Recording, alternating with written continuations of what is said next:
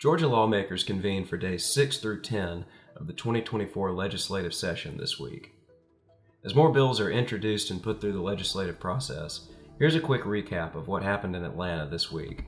House leadership rolled out a series of tax cut proposals which would increase Georgia's child tax credit from $3,000 to $4,000 and double the state's homestead tax exemption from $2,000 to $4,000. The Senate approved legislation defining anti-Semitism and incorporated it into Georgia's hate crime laws. House Bill 30, authored by Representative John Carson, passed the Georgia House of Representatives last year, but died in the Senate before being revived and passed this year. Senator Mike Hodges introduced legislation that would require secret ballot elections for union representation at companies receiving economic development incentives in Georgia. Findings from the House Working Group on Early Childhood Education, chaired by Representative Jan Jones, were presented to the House Education Committee this week.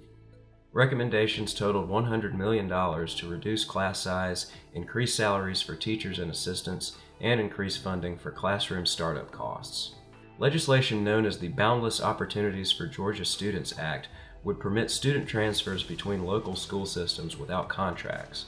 Senate Bill 147 is authored by Senator Shawn Still.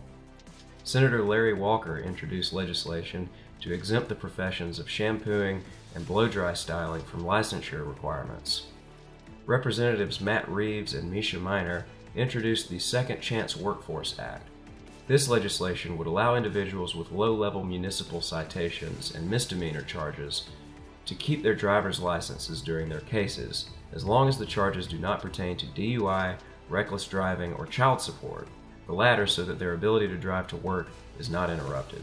And finally, a bill called the Georgia Development Impact Fee Act would add the construction of schools to the list of infrastructure projects that can be funded by local impact fees. Currently, these fees fund items like parks, transportation improvements, and sewers.